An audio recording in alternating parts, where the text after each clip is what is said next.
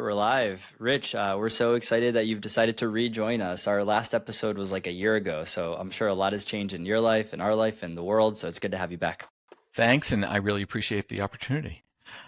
Yeah, so Great to see you. this reconnect, I think, was triggered by a post that made its rounds through the Supra community, and I think Mark and I really liked it. There's a lot to discuss in it is the main reason I think we liked it and wanted to talk about it. I think the title of the post was Bottlenecks AI and where the product adds value from Mironov.com is your website where that people could find that. And you published it about a month ago. And I think where I want to maybe start the conversation is what led you to write that post? I spend a lot of my time coaching and working with product leaders and senior product managers, and the AI thing is on their brains a lot, of course. But more than that, what I'm hearing, the sort of unwashed thoughts that I'm hearing from the go-to-market side of the C-suites is we can mostly get rid of all those bothersome folks who do design and development and product management because we can finally get all the throughput we want out of this system because we're going to have AI write all of our code, and then we can get everything we want, which sounds great. When I unpack that, what I keep stumbling across is that's really not what you want, and it's really not what you're going to get, because the way product managers add value isn't simply to turn the crank faster and deliver mediocre stuff at twice the rate. So it was me trying to be as polite as a writer as I could be, because I'm not always that polite when I'm in real time. Yeah, Go ahead, Mark. It's so funny how the conversation has shifted, maybe in and evolved over the last maybe 12 to 18 months. Like Sure. We went from, hey, product is dead. There's all these tools that are going to replace PMs and are going to make it easier. And then we went full swing. Now I think there is like this video that was circulated around by, I think this talk by Andrew Eng in YC, where he was explaining basically like that he was talking to some companies that wanted to change the ratio of half an engineer per PM, which is like completely Right. like pendulum swing. The traditional is like 1 PM for 8 to 10 engineers. That's right. I'm used to a team Yeah. of 6 engineers and a designer and a test architect and maybe a DevOps person. Yeah, 6, 8, something. That's the traditional ratio of PMs to teams. What do you think has been like, not the wake up call, but the insight that you think has led to people shifting that mentality of actually, now we're the bottleneck, and actually, no, these people are useful and have value? Well, and I'm not sure we're back to product managers are useful yet. I think that's going to come in another year. Part of it is, I think, the eye-popping market valuations and venture capital raises of AI first companies, even if they have nothing that works or no sensible plan, people are shoveling money in like crazy because they don't want to be left out. And anyone who's on the investment side or on the go-to-market side wants and needs to either be an AI company or to have lots of AI things announced, regardless of what they are or whether they make any difference, because the markets are giving a 10x valuation to that activity. So if you're on the making money side, if you're trying to retire to Fiji sooner by IPOing a company, you desperately need your R&D group, whatever that is, to announce a bunch of AI things. I called that AI washing, because your investors are going to get excited and put more money in, right? Now, we're going to come to the end of that very soon, but it replaces the sensible questions about, is it adding value and what tools should we use and which problems should we solve? We're going to come right back to that as the inevitable deflation of that investment theory happens. Yeah, a couple examples of these massive hyperinflationary rounds. I think this week, $2 billion seed round, if I'm not wrong, for Mira Muradi's startup, ex-OpenAI CTO. I think just today, Lovable, Mark, you posted about the Lovable round. What was that one? $200 million? $200 million, I think, like Series A. Yeah, how stupid am I that I'm not at that company? I can't believe it. I think it's like that parable about where someone breaks their leg when they're young and everyone's like, that sucks, you're so unlucky. And then they say, we'll see. Then there's like a war that breaks out and they can't go to the war because their leg is broken. They're like, you're so lucky. And they're like, yeah, we'll see. Sure. And it's just like this constant, we don't know what's going to happen, but we don't. Yeah. But For those of us who've been around longer than electricity, I remember in 94, 95, 96, I was watching and participating in the early days of the web. And Netscape was bigger than God. And I had a bunch of friends there who wouldn't take calls from me because they were too busy. And we didn't really know what a website was for yet, but every single company knew that it needed one. Right? And over time, we figured it out, and we have the web, and it's all kinds of usefulness. If we look at the early days of the now current generations of mobile operating systems, phones, everybody needed an app back in '08 or whatever it was. We didn't actually know what apps we needed or why they were going to be important, but you couldn't go in front of your board of directors and say that you didn't have an app. Or at least a mobile strategy. Whatever. Yeah. Transition. We're gonna go all mobile. Whatever it is. It took some years to figure out what the good applications were.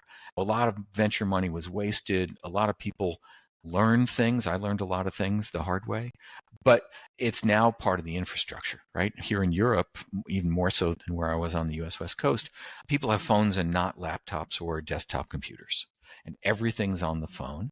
And the idea that you wouldn't have one of those in your pocket at every minute is just odd. And we kind of knew that was coming, but we didn't really know what everybody was going to use it for because we were just learning. We were stumbling over our own feet. And I think a lot of what's happening now is that kind of stumbling. We're going to figure out what these tools and applications are good for. And the people who are either right or lucky or right and lucky are going to own islands in the Caribbean. And everybody else will tell stories about where they were when they learned something. Rich, how does this feel different to you? Any big differences in this current wave than the previous ones? It's so much bigger and it's so much scarier, I think. I wonder, my wife's also a retired tech exec, and we wonder sometimes whether we've contributed to the downfall of democracy and literature and a few other things. This wave feels much more centralized, much more money driven. There are going to be only a few winners at the platform level. There can only be a few winners. And the rate at which intellectual property is being sucked up and reused has me really worried about the creative arts. But again, I think there's a lot of good that will come out of this, one hopes. The chance for a surveillance economy is ever closer, but there's going to be some wonderfulness here that I can't see yet, that I can't predict. Yeah, my feeling is that it's just exhausting and exciting at the same time. Yes. And I think we've talked about the AI washing component of it, even in our last episode. But I think there's also like a component of like, I hear like all these people are working differently and how should I adapt? Yes. And what should I do? What tool should I adopt? And I'm sure you're probably getting a lot of those questions from your I am. clients. And I think if we're not trying and playing with the tools and seeing what they're good for and wasting some time and spending some money, then we're left behind. It's basically R&D, right? Like it's the classic. Yeah. You have to be willing to waste a bunch of time. That one or two discoveries or insights that change a lot of things. And there's also, if we use the small a agile word here, right? There's a chance if we think about internal tools and internal productivity to have one or two folks on your extended team who are busy building internal tools for calendaring, for analyzing the notes on your interviews, for data analytics. And most of those tools won't work or won't be that useful. But if we're not kicking the tires and trying the stuff and smelling the smells, then I think we get left behind. Yeah. And I'm curious, because I think there's like an element of like, you just have to dedicate maybe X amount of time a week to play around and try. And I think just being very consistent about it. That's right. I'm also wondering, like, can you be strategic about focusing on skills that you have maybe like suspicion that will be valuable in the future? Like, how do you think about that part of it? Because I think in the past, like we were like, like you see this career ladder and you're like, if I want to be a CPO, I need to be very good at these things, right? And I'm not sure if the role is like fundamentally going to change that much, but I think there's some things that are new that changed the equation a little bit, right? I think so, but I come back to fundamentals. Again, I've been doing products since the 80s, and honestly, nobody's understood it then or now, and everybody misattributes what we're doing. If we think about how we add value instead of how we spend our time, right? So, no product manager really gets much value out of standing over the development team, telling them to type faster, to code more efficiently. It's not our job, right? By the way, why did you separate how we spend time versus how Or we add how we do value. things that are valuable. Yeah, Okay, like because I think as product managers, we spend a lot of our time on things that are low value. And those are the first places to look for automation. Those are the first places to look for AI help, for ghostwriting, for document review. It's been a long time since anybody's written a 35-page product requirements document and anybody's read it, but they're still out there. I don't know why. So if we think about the things we do in our week that are the things that people really either pay us for or should pay us for, that's where I think the changes don't change that much. And for me, let me just list the 3 or 4 things that I think as product managers we do that matter, that add value. So the first one is we really are systematic about understanding what our end users are trying to do, what problems they're solving, their realizations, their situation. We do interviews, we do discovery. I believe we don't outsource that to bots. Okay, because the thing we're looking for is the spark, the surprise, the insight, which is hard to automate. I know that a lot of people use some of these AI summarization tools to go back through all of their notes from all their conversations. I worry that's going to give you the average or the typical or the median instead of the interesting one that came up. So the first thing for us is I mean our design and our development partners too, because they're in these calls, right? We're listening for the thing that's interesting or surprising or new or shocking that we didn't already know. There's a realization here from the smart 10% of the folks we're talking to, or the ones who are out ahead, or the ones who are way behind that we didn't understand, that's a really visceral, immediate thing. And what's most important for me is that we stop the conversation from our planned list of questions and somebody says, oh yeah, we never run your reports on Tuesday. Whoa, okay. Never heard that. We're going to stop. We're going to ask. We're going to find out why. Or, we don't use your analytics. We dump it out to spreadsheets and we put it into other person's analytics package. Okay, I just learned something and I need to dig in. And those are the moments where we discover something that we didn't know before that might not be highly obvious and that didn't come out in the last 20 interviews. So for me, the first place that we add real value is by listening in real time to real people describing real situations, right? And I'm not willing to sub that out. I'm not willing to contract that out or automate it because I don't believe the tools are good enough to hear what's interesting instead of what's average. I also think that even if the tools were good enough, I think that it's dangerous as a product leader to stop feeling that customer pain point in that customer conversation. And because there's something about being present with a customer that you have to be on your feet. That's why it can be uncomfortable for people that are not as good at it. But I actually think that discomfort is important, because if you're saying something and they look confused about what you're saying, and it's not landing, you need to kind of, it's like a stand-up that doesn't get a laugh from the audience. They know it's not funny. That's right. They roll their eyes. Yeah. They roll their eyes or they laugh at something you said for the wrong reason. The second one, and it's right behind that for me, is in general, when people ask us for something, sorry, they don't ask, they demand, right? When our customers demand things, and as a B2B enterprise guy, it's usually my sales team that's demanding because it came from the customer. There's this weird assumption that they're asking for the right thing and they understand what it is and its implications, right? And I almost never find that to be true. Right? It's people thinking about some little corner case. It's a recommendation to do something that's going to blow up the system. It's death by 1,000 little extra features that don't get used so nobody can find the main use of the application. It's people misunderstanding either the problem or the solution. One of the things that we should be spending a lot of time doing is translating back or understanding from what we were asked or demanded to do to what's the problem we're fixing. And people hate us when we ask that question, so we have to find other ways to ask it. But if you look at your backlog, and we all have one, 85, 90% of the things in your backlog are worthless or misunderstood or wrongly stated or solutions in search of problems or solutions that will have terrible side effects, right?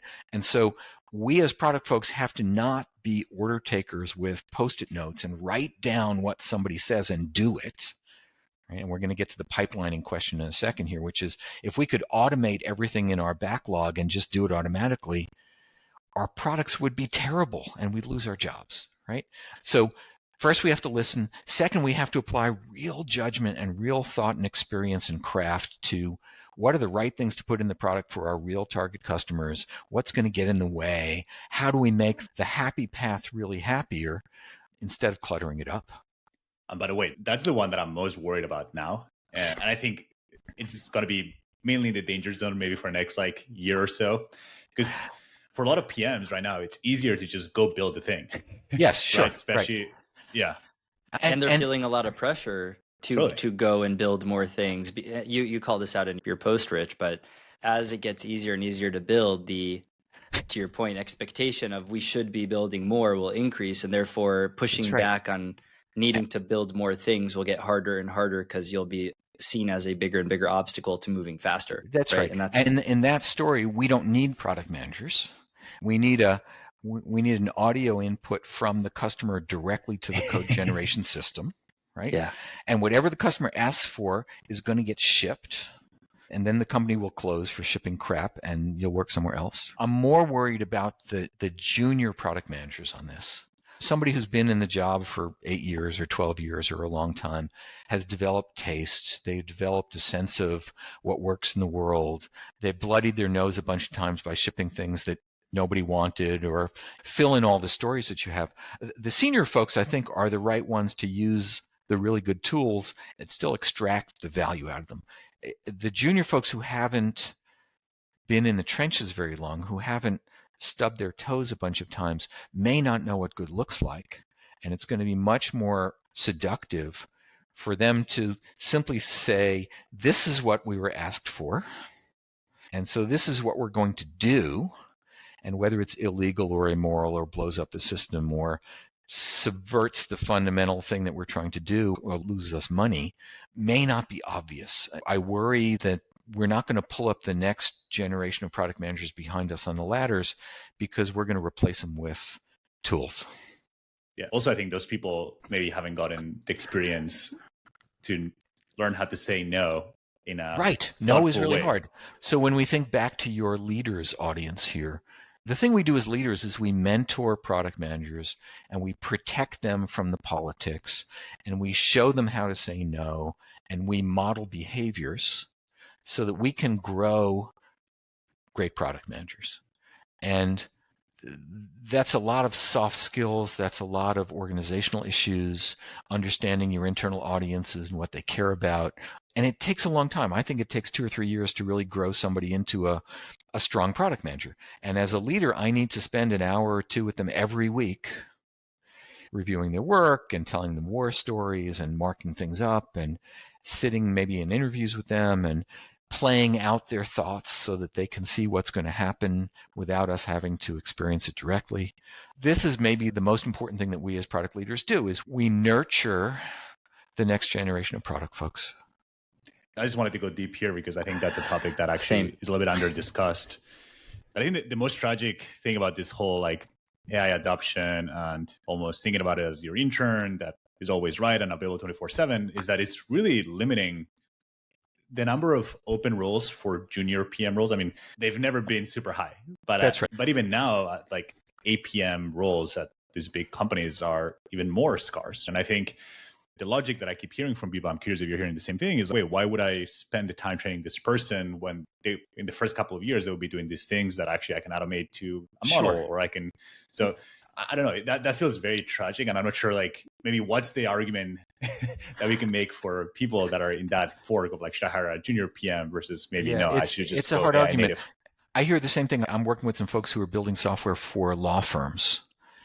And you could be the senior person at the law firm who does wills and trusts and inheritance stuff and automate a lot of the busy work, right? And the law firms will be the last groups on the planet to automate because they're law firms. But they're seeing the opportunity to have a smaller number of more expert folks doing the value add. And it's a very compelling argument. And we as product folks are terrible at demonstrating our value to the folks who have budgets, right? We're great at demonstrating our value to our engineers and our designers, but the people who have to sign off on 5 more recs for junior APMs, they don't believe it. And I think I've made the argument hundreds of ways. I don't know that I have any magic there. I think we're going to come into a period where we're going to underinvest in junior folks, and we're going to suffer 4 years and 6 years from now because we're going to need them, and we won't have the ones we need. But if I just take a side trip for a minute, I don't know if anybody's a fan of ancient Greek mythology, but one of the daughters of the king of Troy, Priam, was named Cassandra. Right? And she's famously cursed by the gods to foresee the future and to tell everybody what's going to happen and to never be believed. I think of her as the patron saint of product managers because we see this coming, right? We see the need to grow the next generation of product managers, but it's a really hard argument to make. And it's against the economic short-term interest of the companies we work for. And I think it's going to be a lot harder in the next year or two to get into product management, even than it has been in the last 5 or 10 years, which has been very hard. And it makes me cry. I have a slightly, I don't want to say I disagree, but I have a slightly more optimistic maybe story I tell myself about how this plays out. So I think where the center of gravity shifts in a world where building has never been easier is towards more go-to-market and distribution and talking to customers. I agree. And I think that has become a very natural path for a lot of junior people to go into because there's more established career paths like BDRs, SDRs, very junior customer success people, that account managers. There's basically junior rungs, ladders on the rung for basically all of those go-to-market functions. And when I think about what's going to make extremely strong PMs in the future, it's already true today, but I think it's going to become more true in the future. It's superpowers talking to customers and distribution and understanding customer pain points. And I think there's going to be some percentile of those people who naturally start getting pulled into product. So while we might not have the traditional straight out of college into product management ladder, I think the quality of junior talent we have in product management will potentially be way higher because they will be coming from these peripheral functions that are more customer focused. Sure. If I think, though, there's one sort of core skill that you don't learn on that side, which is, for me, maybe one of the most important things on the product side, which is if you're in an account management job or a BDR kind of job, you think of the world one customer at a time, one account at a time, one opportunity at a time.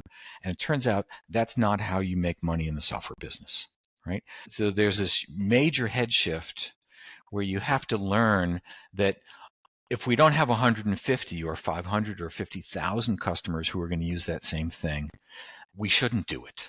That the road to custom software is the road to hell, and that even the senior folks on the revenue side, they're paid and rewarded for closing the big deal, even and especially if it has a bunch of special things in it that the competitors won't do, shouldn't do.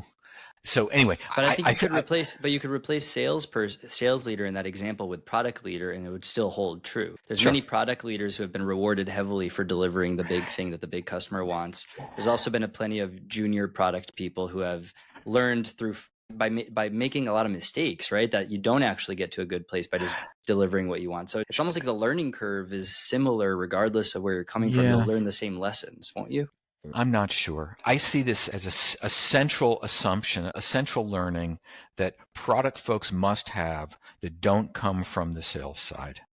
And it's a really hard head shift. And unless you've got a really strong head of product CPO who gives you the air cover to learn how to say no, as you guys said before, what we fall into is we fall into a consulting or body shop model, which is a perfectly good business model. It just doesn't make a lot of money. And the product managers become or are already project managers because their job is to write down what the customer wants and get it built. And again, as we go forward and we remove the bottleneck of how slow it is to build product, if we're really going to do everything that all the customers want, we can just do everything that they want. I'm not sure how much product we need. The winners on the product side are the folks who build something that 1,000 or 100,000 or 10 million folks are going to buy. Yeah. Yeah, And you'll be able to build like really great businesses with that too, right? Like you have Palantir is a good example of like, they've Sure. like OpenAI now is doing consulting and I'm sure they'll make big money. But yeah, I think it's going to be Sure. harder to. And go back to the Infosys and the PwCs of the world. It's a very big business. I'm a bigot, and I'm a bigot about not wanting to be in that business because and for what it's worth, I'm not suggesting that the way that these kind of sales people choose to do product is the way that I think it should be done. But what I'm suggesting is that we ask, because the question we pose is like, where will the junior PM talent come from? If no one wants to hire junior PMs, where do we Sure, get but junior that's PM true. talent? But that's true today, right? So almost all the organizations I've worked with have the belief that product. It's the Dunning-Kruger effect, right? Product's not so hard. Understanding our users and being subject experts is hard. So the people we should move into product are support people, BDMs, and folks in the go-to-market side. And most of them fail, although some of them succeed. And I don't think that gets worse or better. I think they've always been a reservoir of talent for us. But what's important as a product leader is to be looking at that talent pool for folks who can generalize and folks who can adopt a product point of view, which is hard. And it won't be any harder next year than it was 10 years ago. So maybe that continues to be our source of talent, but it's not usually a good fit in my view. Is there any background, Rich, that you're converging on that makes for a really compelling kind of entry point into product these days? Yeah. You mentioned something before about coming right out of university. I don't actually see that as a good path at all. So when I think of really good product folks, it's because they've lived in a few different departments before, right? Maybe they've been in marketing and then they've been in support, or they've been in engineering and then they've been in something else. What we bring is a sort of holistic view of how businesses work, how customers behave, how the world is. And I've actually taught in an assortment of undergraduate courses here. I just don't see a bachelor's in product management as honestly the right entry point to product management. I see somebody who's bloodied their nose in a few other parts of the organization and for some reason wants to do it some more and has deep empathy and understanding of how the different functional groups operate and work and are rewarded and what they care about, because we're connectors, we're communicators. We are trying to knit together something where we have none of the authority and all of the responsibility. And and if you just came out of engineering and you thought all the world was like engineering, that's just as bad as just coming out of enterprise sales and believing that all the world is like enterprise sales. There's something about being well-rounded and bruised and experienced that, for me, it jumps to the top of my list. Yeah, I agree. I think for me, it's like a background of coming out of investment banking, being a failed founder, and then going through basically the customer support org to be a project manager that also does a lot of QA and like voice of the customer stuff. And then I got into product management. Sure. By the Sounds time I great. came into PM, it's like all these different lenses of like Sure. business, finance, marketing, QA, Sure. customer conversations. Yeah, I got to tell you, I never really understood how executive teams worked until I was a failed CEO co-founder of a startup and did all of the things that I thought that CEOs shouldn't ever do. And I did every single one of them for all the reasons that I now understand. And so when I sit down with a CEO or somebody who works with CEOs, I have just this well of empathy that I didn't have before. It's not that they're stupid. It's that they're getting beaten up every 2.5 hours by the board for revenue.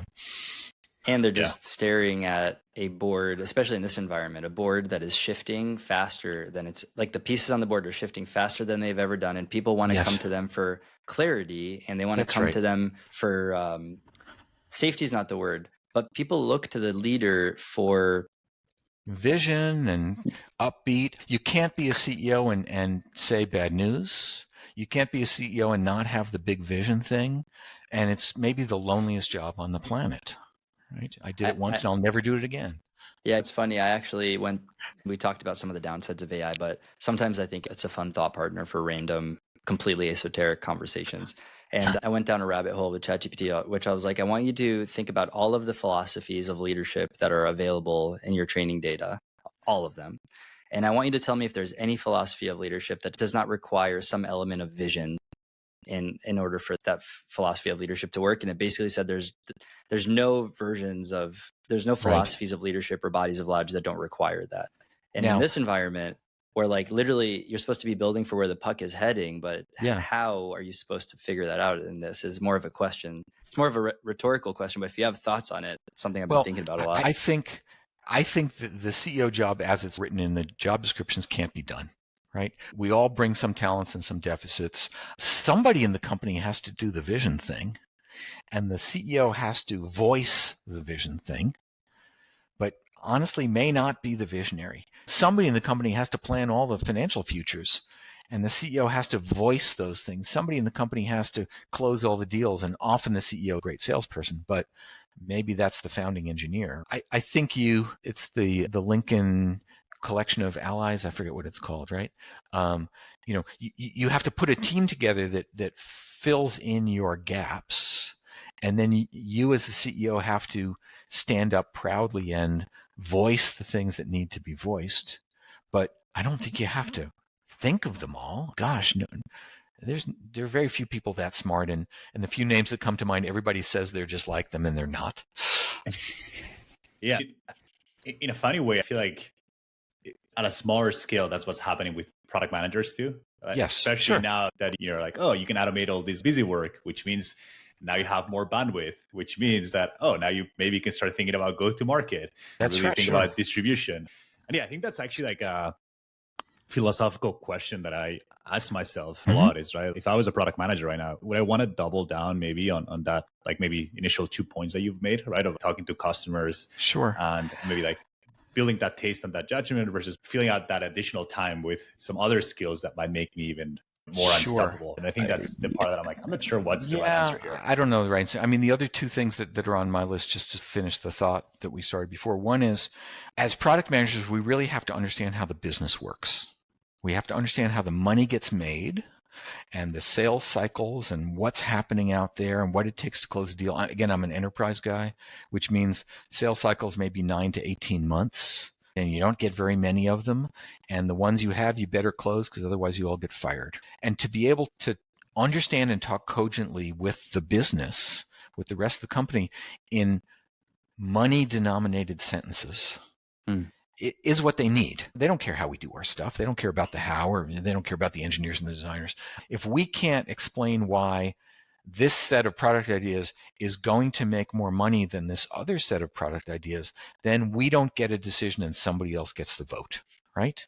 And then having done that and knowing that almost everybody in the company is on a current quarter target, and it takes usually more than a quarter to build anything worth building, and that everybody's got ADHD because that's how we're paying them. The last thing, the sort of the fourth and last thing for me for great product folks is we have to keep people focused on the few things that are important, even though they don't want to be focused.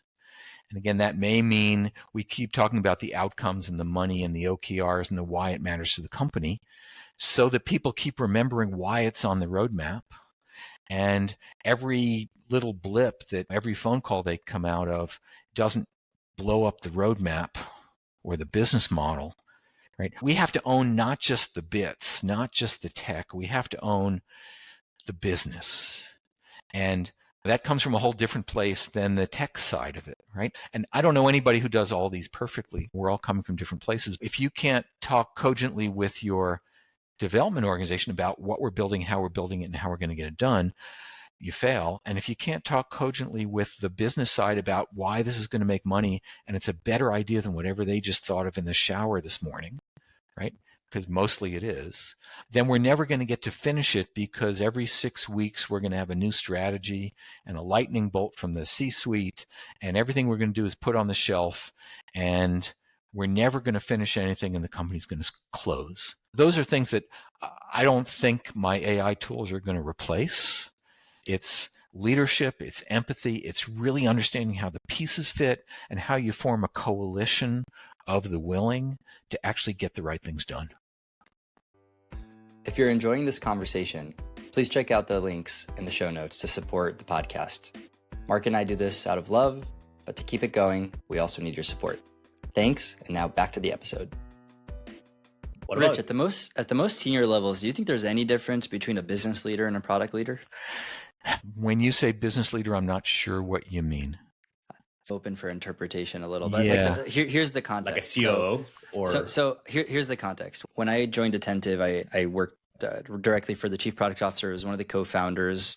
They had just come off of a $400 million Series E, and we spent a lot of time just getting to know each other. Right. And one of the things he said that really stuck with me is that as you move up, in his view at least, as you move up your product career ladder, Yes. the line gets blurrier and Yes. blurrier between product work and business work. Absolutely. And there's a medical analogy I sometimes go to here, which is, I don't know if you've heard the phrase advised consent, right? So if you're in an auto accident and you're in the hospital and you got a broken femur and your spleen's leaking and you got a concussion and 6 other things, at least in a lot of places, you still have the right to sign yourself out of the hospital and walk out in the parking lot and see if you can get in your car and drive home. But your doctor has a moral obligation here to clearly explain to you why this is a bad idea and all of the possible implications, and that you might very well die in the parking lot on your way to the car. And in fact, if you insist in a lot of places, you have to sign a piece of paper that says, the doctor really did explain to me that I might die in the parking lot. So when I think at the product leader level, I think what we're doing is we have a bunch of insights that are not perfect, but there are insights about how to have the company thrive as a company, right? And sometimes there's a marketing problem, and sometimes there's a sales problem, and sometimes there's a support problem. And if it's not in my area, then I don't have the right to decide how to fix it. But I have the obligation to everyone else in the C-suite to pull them aside quietly one-on-one so nobody else can hear and say, there's this thing that's happening in your support team, your marketing team, your sales team, your finance team, which is completely out of my zone, out of my lane, and I have no right to say this, but let me tell you what I'm seeing. Here's some suggestions. Can I help? What can I help do? Or how can I encourage you to do the thing that's best for the company instead of maybe just best for one of your departments, right? So that all of us can do things and thrive and succeed and get promoted, and maybe we all get to retire to Fiji someday when the stock IPOs, right? I don't think of myself as the guy whose only choices are how do we package things and where is it on the roadmap, right? I guess I'm agreeing with you. As we move up, we need to understand the company as an organism, in the market as an ecosystem, and we need to be thinking about what it takes for the company to be successful, not just for the folks on my team to hit their goals and get promoted and get a new title, right? Now, sometimes we do that because we must, but when somebody in that executive suite says, oh yeah, let's just short 10% revenue this quarter, let's just raise prices 10%. No problem, we'll hit all our numbers, right? I'm one of the people who raises his hand, or maybe I get somebody else to do it, to say there's going to be some really severe pain and suffering that's going to happen here. And most likely this isn't going to turn out that way. And it's way out of my area, but let me explain why I think this is a really bad idea. Or even better, if I know that person's going to propose something tomorrow at the e-staff meeting, we're going to go out for drinks tonight. And I'm going to buy drinks, and I'm going to do my best to derail that proposal when no one has to be embarrassed, right? And it never sees the light of day, and nobody ever hears it. And if that person feels like they owe me a drink, that's fine. But I've done my civic duty for my team, for my product, for my company, for my users by thinking about the company as a whole and not getting pigeonholed, not thinking narrowly about, is it product or is it not? So it's a long thought. I apologize, but maybe that's where we're going. On. And what came to mind to me is like how if you look at a given executive team and you just imagine like the round table in your head, who else other than the CEO has the same expectation of cross-functional entanglement and honestly political savviness to just be successful? That's right. And there's one other advantage, I think, as a chief product officer or whatever we are, right? I have the smallest staff, I have the smallest budget, and I have the least political vulnerability. Okay. So I can be a trusted advisor to the CEO on as many issues as the CEO is willing to trust me on, because I have nothing at stake other than building things that the world's going to want and pay us money for so we can succeed, And most of the really big departments have a lot of politics and a lot of budgets and a lot of infighting. And again, if we can be the advisors, the trusted people that the CEO doesn't think are angling for a promotion, because there's no place to go from that job and the half-life of it is short. The best experiences I've had is where the CEOs recognize that I see the things I see and maybe pull me aside to get my opinions, and no one else in the world knows and no one has to know, and I don't get any credit for it, but good things happen. It's like a consigliere kind of role. Yes, it's exactly right. Yes. Do you think the reason why CROs maybe cannot play that role is it because like their compensation and incentives are very much like money driven, so it's like that will cloud their judgment basically? As I remember it, first prize is a Cadillac, second prize is a set of steak knives, and third prize you're fired. We pay the revenue folks, we pay the CRO and the team to be short-term focused, to bring in the deals, to hit the number we give them, to make promises that may not ever happen, to slide over the details, to badmouth the competition when nobody's hearing it. We pay them to bring in money, and without them, of course, we all lose our jobs. But I think the idea that that we're going to have a sales team full of strategic thinkers who want to know where we are in 3 years it violates their comp plans. And rather than be frustrated with them because of the way that they behave, we want to remember that people do what we pay them to do, not what we want them to do. And the surest way to get the sales team to do the right thing is to inspect and change their comp plan, not to lecture them about product operating models. Rich, let's stay in kind of the world that you're mostly in, the B2B enterprise world. Is there anyone else who you think the product leader can work with on the leadership team who cares just as much as they do about the long-term, like sustainability? Like who is the most long-term minded person in leadership other than the product leader? And it depends a lot on the team. I would start with the CFO, right? So that's what I was thinking too. Yeah. If the CFO's real job is to sustainably grow this company for 3 or 4 or 5 more years so we can IPO and whatever the goodness happens, right? And the CFO tends to really understand economic models. So dozens of times I've sat down with CFOs to draw the little curves that say, here's how we make money as a product company, which is we build the bits once and we sell them 1,000 times and they're all 99.5% margin less commission. Or we're a services company and we get to mark up the time of our engineers and we're a 30% margin business and we can only grow by hiring another 1,000 engineers, right? The CFOs get that right away, right? And so if I want somebody with more political clout than I have, which CFOs always have, to be the person in the executive suite who says, I don't think we should sign up for that special thing for this deal. I want the CFO to say that before I do, or maybe I don't even have to say it. Likewise, there's a lot of very strategic thinkers in the marketing side who understand the difference between one big customer and our ideal customer profile, of which there's 1,000, and who are having to put campaigns together and outreach together to put 1,000 leads in the system so we can get 100 opportunities so we can close 25 leads. And if we're chasing, it's always JP Morgan Chase. If we're chasing JPMC for some special crazy thing they want, and we put everything else on the roadmap on hold, and we're not going to have a product, then we don't need marketing, and marketing fails. Finance and marketing are usually the first places I go. Now, sometimes the chief revenue officer, and I've worked with a few, are brilliant and long-term thinkers, especially if your average ticket is smaller. If you're selling $5,000 and $10,000 items, you have to sell a lot of them. And so they're strongly incented to think strategically about markets and segments, right? And some of them are just brilliant people and they get there before I do. But I would ask the question slightly differently. If you're sitting in the executive suite, in the C-suite at the ELT meeting, whatever you call it, and you look around the room, I think every one of us should immediately know who the people are who are our natural allies on these discussions. And we should take them out to lunch and make friends with them and help them however we can and be as supportive as we can and be team players. Sometimes it's HR, right? Rare as that might be. The individuals around the table are individuals and they matter and they have their own experience. And yes, so I would pick finance or marketing first, but sometimes the support and training organization has a lot of power, and they really always get it. They always know what's going on. I try to avoid the professional services group because we're usually in direct opposition on almost everything. Are there two organizations that are identical? I haven't seen them yet.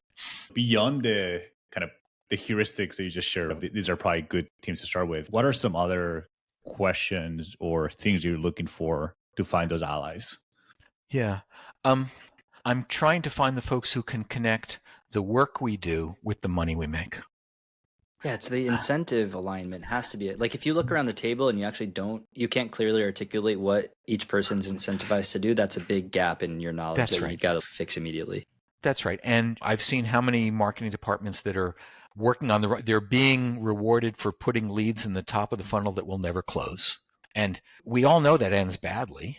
And we hope to have a chief marketing partner who is really strategic and knows why that's the wrong thing and can sell goodness to the CEO. And I'm right behind them making the same argument. It's the folks who know the difference between busyness and activity on one hand and outcomes on the other hand, right? And every department has its own class of outcomes, but if you're a product manager and you're being rewarded every week for how many user stories you turn in by Friday that are in complete grammatical form, then you're going to spend all your time writing useless user stories because you get extra bonus points for them. Ben's exactly right.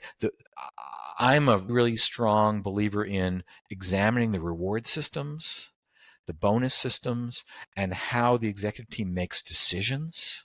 How does this team really make decisions? Because once I understand that, I can now influence it so that we make better decisions. Instead of coming in when there's this whole thing where product managers, you may not know this, but all product managers are smarter than everyone else in the world. Just ask us, right?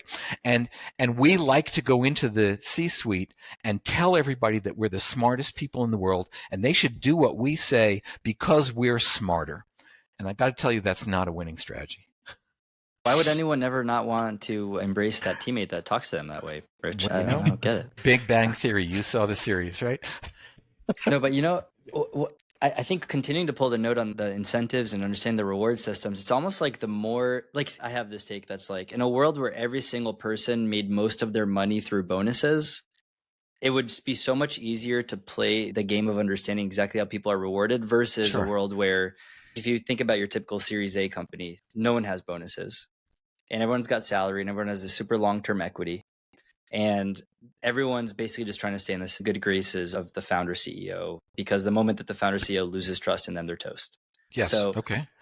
So in that world, I don't know how much time you spend that super early stage, but I find that it gets harder and harder to really pinpoint people's objective incentives, which is more just, I want to be perceived as crushing it, or I need to be crushing it and I need to keep the trust of the founder.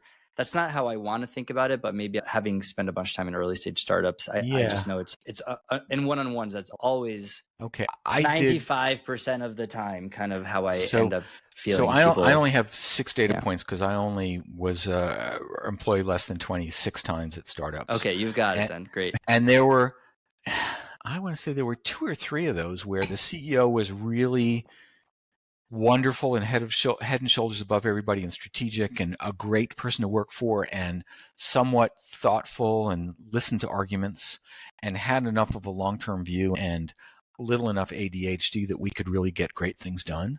I'd say 2 of the 6.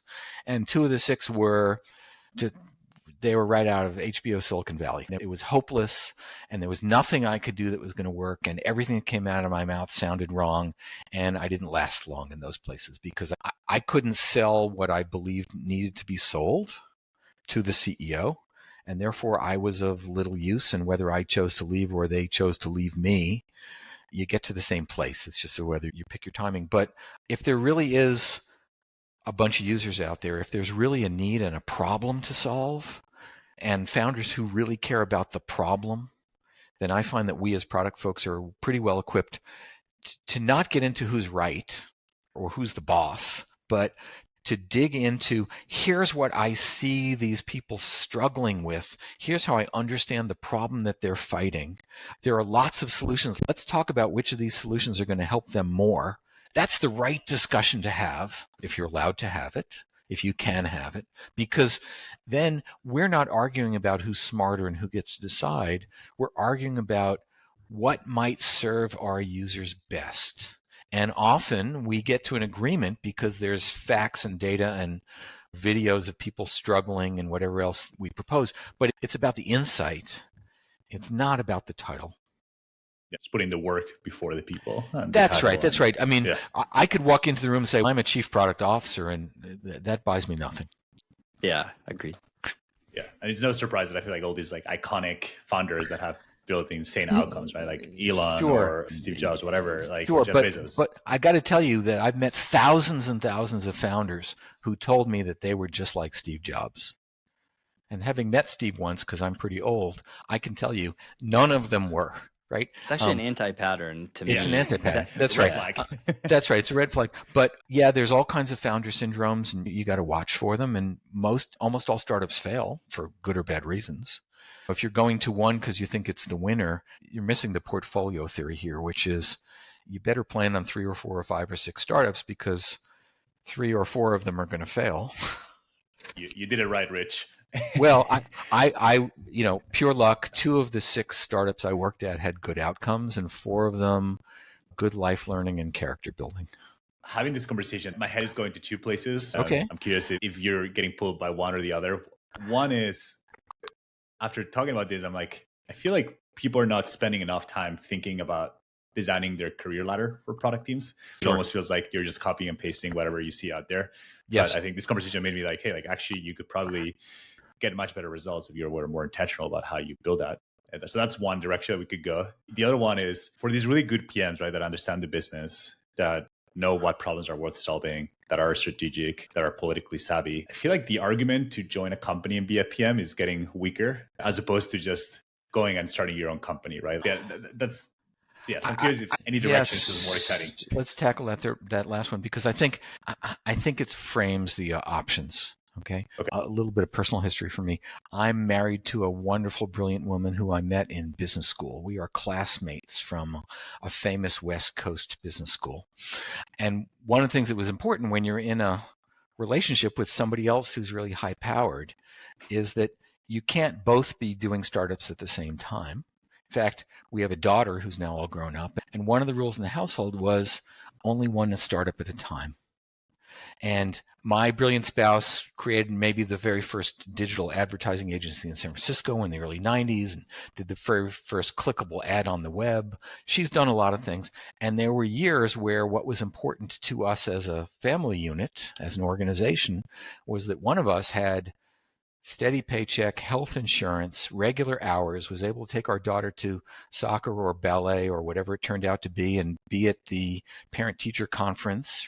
And the other one of us, and by the way, we can call that job mom, even though I had it for a lot of years. Josh Herzig Marks on the podcast called that with his wife the primary parent, I think. Sure, whatever we want to call it. And there's a sense of taking turns and there's a sense of investing in each other, which is different from the sort of VC theory of you're single, you have no life, right? You have no friends other than your board of directors. You work 24/7. You're crushing it, right? You're going to be, fill in all those things, right? We're going to see your name on the ticker at the NASDAQ someday.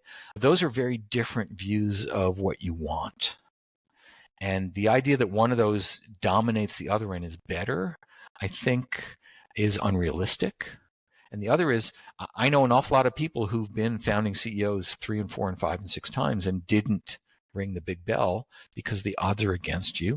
And I'd hate, in my particular case, I'd hate to be at this stage of my career, which is 2/3 retired, and be by myself with some stock in the bank or not, but no friends and no spouse and no kids and no life.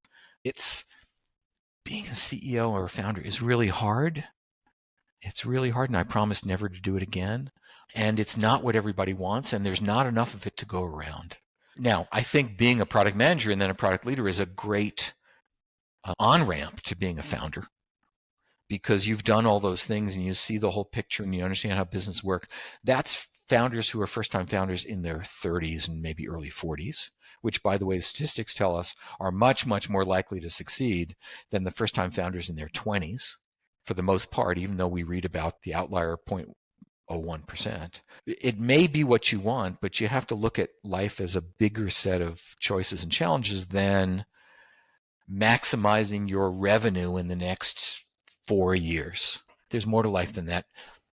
I think product management's also a good down ramp from founder life, by the way. Not just it's a good on ramp into founder life, but I think it can also be a good place to kind of find a quote unquote depends which founder you work for. Depends which it depends what kind of founder you are. Sometimes we graduate the founders into external evangelists, so they can spend the next few years flying around and telling people how great it is and keeping out of trouble over on the engineering side.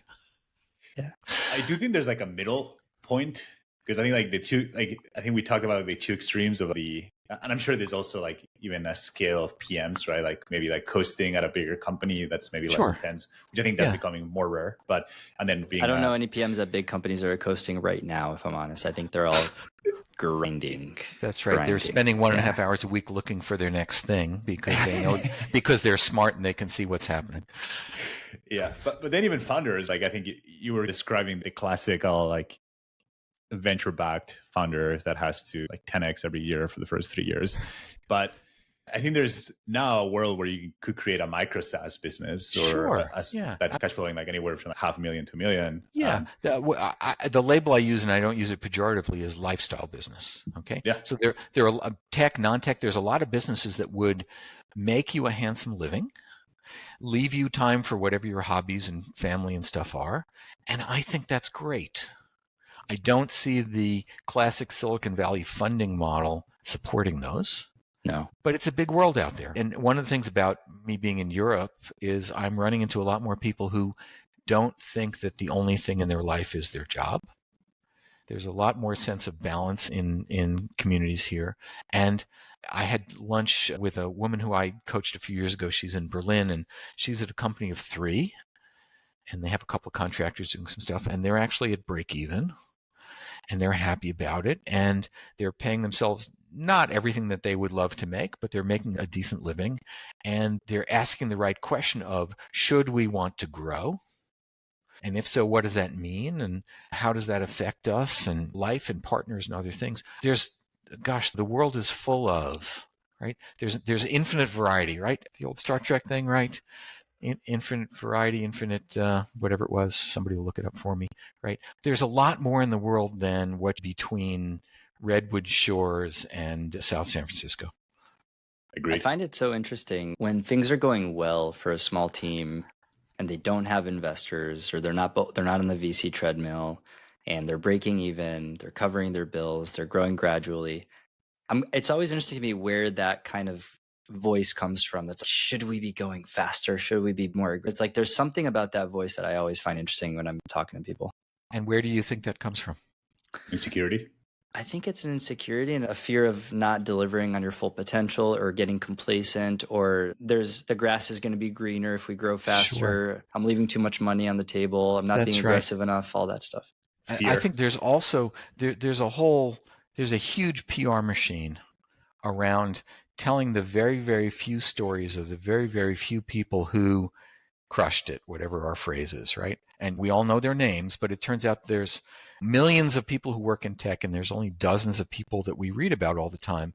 And whatever you attribute that to, and some of it's Brownian motion and pure randomness, right? But you'll never get those folks to admit that I think we're inundated with visions of a specific model, and we're not being as discerning as we could be about some of the other choices.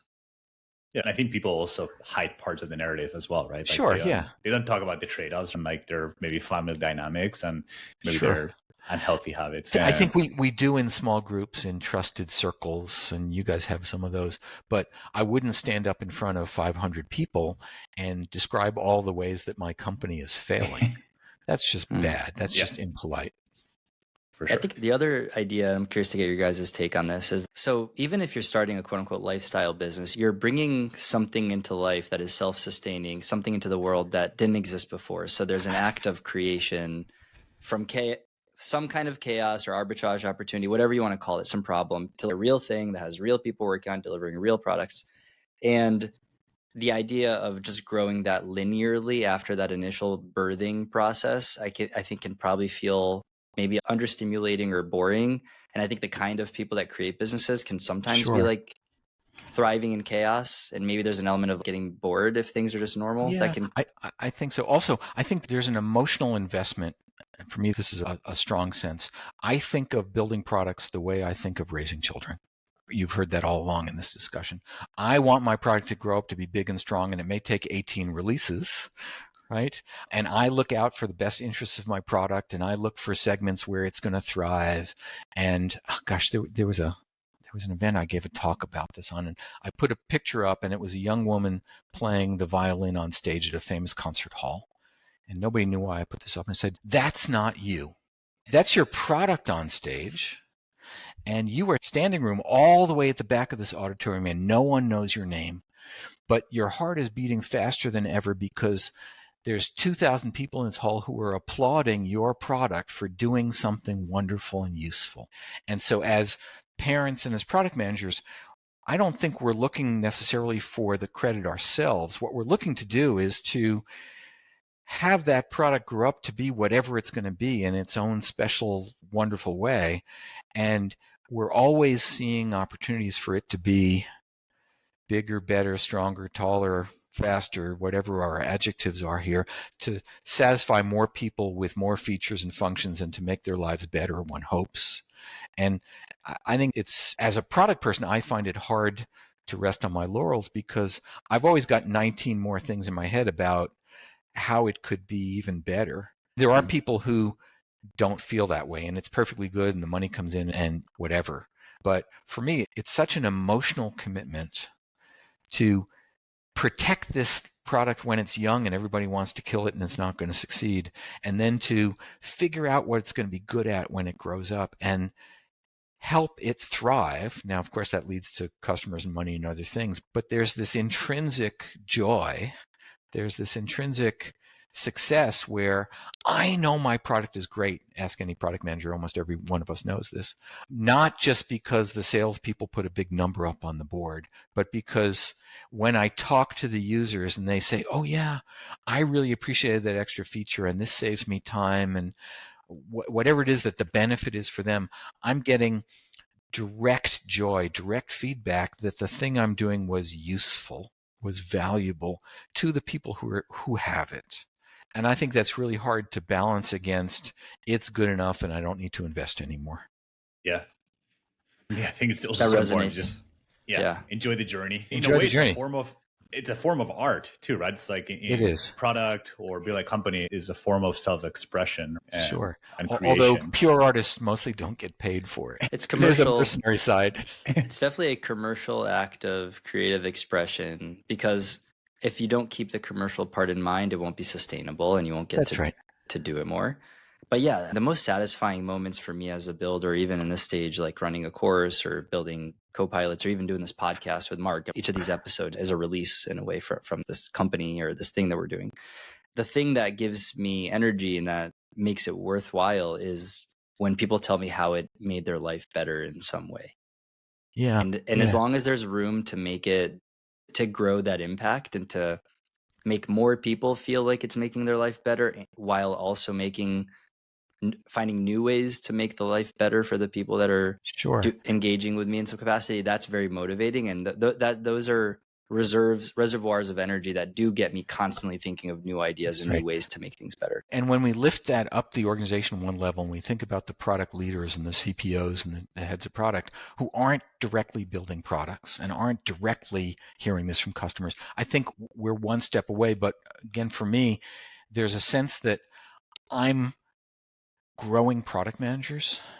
I'm growing organizations. Something, and it doesn't happen that often, makes my month, is somebody who drops me a note that I haven't heard from in 4 years or 12 or 80 years. And they say, you may not remember that you and I had lunch in San Mateo 11 years ago, and you told me this thing and you helped me with this one connection. And that's been really important to me in my career, and I just remembered I should thank you for it. That's, again, it's the fertilization, it's the pulling up the ladder behind us. So as product leaders, we're not going to get that direct joyful experience of the product anymore because we're not doing that job. What we're going to have is people who look up to us and people who we mentor and people who we help shape careers for and people who are actually in the wrong job. They're terrible product managers, but they're good at something else. And we help them get into the job that's actually really good for them. What we're doing is our building blocks are people and budgets and organizations. And so we're product managing teams. We're product managing people and stuff and money. We're product managing, honestly, the lives and time that people spend with us. And so I think we have to look for the goodness, we have to look for the outcomes there, and to look back and say, we've done well by the people who worked for us and gave us their trust and their time. Because if you're not doing that, you might as well be in sales. That's why I always tell people that, hey, I'm looking for a job. How should I know if this is a good leader to work for? I'm like, can you see a pattern where the people that have worked for that person have grown with them, and then do they follow them to the next thing? And that's right. You can get onto LinkedIn and you can talk to someone who used to work for that person, and you don't have to tell anybody else, and you don't have to get permission. And either they say, I would work for that person again under the right situation, or run as fast as your little legs can carry you. and isn't that better to do that than to spend a year figuring out that the person you're working for is unreliable or unreasonable? We do that before we ship products. We go out and we do some market analysis. I would do that for a job. I would find out who doesn't work for that person anymore and has no incentive to lie to me, doesn't work for that company, and I'd ask them a lot of really hard questions about all those things. And it doesn't take more than about 3 minutes to get to the right answer here, right? Discovery is a very short process there. And I encourage everybody who has the option of whether they want to take a job or not all of us do, to use your product skills to find out if this is a good opportunity. So one of the things I've been noticing, and I think it's a false dichotomy, and then we can start to wrap, is that the idea of hiring a product leader who's like a great people manager, I think, is no longer at the top. Like, maybe for some CEOs, they care about that a lot, but I think I haven't heard people talk about it less than in recent, let's say, the last year than I did before. I think people are focused less on that people skills. And I think it's a false dichotomy. I don't think you have to pick between a great people manager and a product, whatever, like someone who's really good at product. And I don't know if you're seeing anything similar, Rich, but I agree. I think the way I think of it more as an arc, which is most of the really good product managers, individual contributors I know, they have great technical skills, they have great customer skills, and they have great sort of engineering and design taste, but they haven't yet learned the organization. I think as you move up into the leadership job, it becomes more and more about the people in the organization and the processes and the motivations and figuring out how to get things done in a messy group of people who have big egos and big salaries. The things I see as success markers for individual product managers, I think, are not the same ones I see as success markers for product leaders. We are doing a whole lot less product management. Now, we need taste and we need to mentor. We need to know what good looks like, right? We need to understand what our folks do.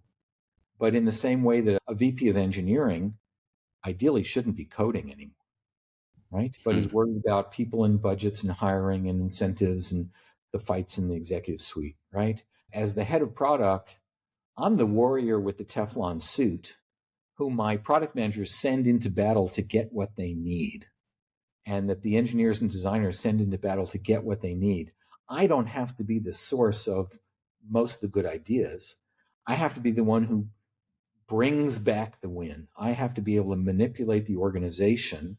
It's funny, most of the folks I coach, we talk a lot about politics, right? And my thought is, you call it politics if you're not good at it, right? And if you don't want to take the product leader job because there's a lot of politics, that's a telling comment, because maybe you're right. But if we call it organizational insight and getting things done and coalition building and helping the company make money and having a more humane organization, instead of calling it politics, then I'm all in. And I think at every level, you trade off some of the doing for some of the managing and executiving. And if it's a big enough organization, if you have 40 folks in your product organization, you're not doing any product management. You're doing product leadership, and you're trying to remove obstacles out of the way of the folks who work for you. And you're trying to give them the chance to be smart and succeed. And that's not the same skill set. So I do see folks who put their toe into the leadership water and I think correctly decide it's not for them. And then they end up as the distinguished product manager or whatever we want to call it, because they get to do the thing they love. And if the company's smart, they pay them enough to keep them and let them do the thing they love. Yeah, that's a great note to I think end on. Marc, anything else you want to cover before we wrap? No, I think I agree. It's a perfect place to wrap.